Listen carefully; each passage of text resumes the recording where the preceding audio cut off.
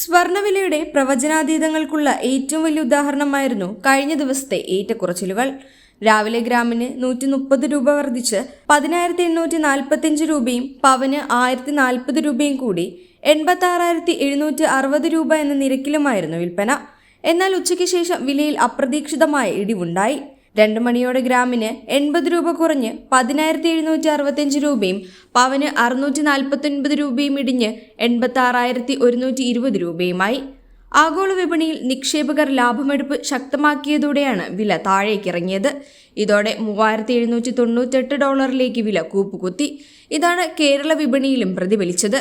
18 carrot സ്വർണ്ണവില ഗ്രാമിന് 70 രൂപ കുറഞ്ഞ് 8,915 രൂപയായിട്ടുണ്ട്. എന്നാൽ സംസ്ഥാനത്തെ മറ്റൊരു വിഭാഗം വ്യാപാരികൾ 18 ക്യാരറ്റ് സ്വർണത്തിന് ഉച്ചയ്ക്ക് നിശ്ചയിച്ച വിലയിൽ വീണ്ടും 70 രൂപ കുറച്ച് 8,855 രൂപയിലേക്ക് എത്തിച്ചു. വെള്ളി വിലയിൽ രാവിലെ 1 രൂപ കൂടിയിരുന്നെങ്കിലും ഉച്ചയ്ക്ക് ശേഷം മാറിയിട്ടില്ല. ഗ്രാമിന് 187 രൂപ തന്നെയാണ് നിരക്ക്.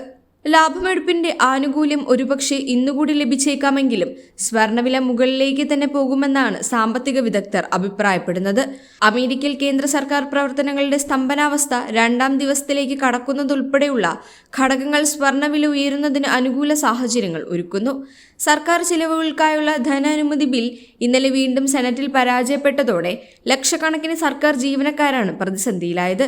ഇവരെ പിരിച്ചുവിടുമെന്ന മുന്നറിയിപ്പ് വൈറ്റ് ഹൌസ് ആവർത്തിച്ചുകൊണ്ടിരിക്കുന്നു. അടച്ചുപൂട്ടലിലൂടെ US സമ്പദ് വ്യവസ്ഥയ്ക്ക് കോടികളുടെ നഷ്ടമാണ് ഉണ്ടായിരിക്കുന്നത്.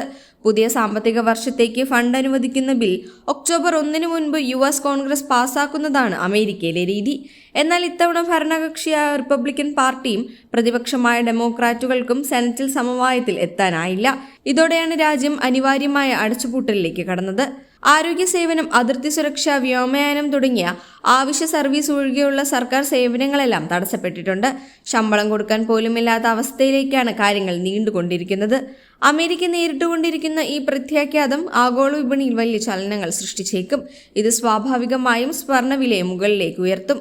ഇന്ത്യയിൽ ദീപാവലി പോലുള്ള ഉത്സവ സീസണ് മുന്നോടിയായി സ്വർണവും വെള്ളിയും വാങ്ങുന്നവരുടെ എണ്ണം വർദ്ധിക്കുന്നതും വിലക്കയറ്റത്തിന്റെ ആക്കം കൂട്ടുന്നു. Subscribe to One India and never miss an update.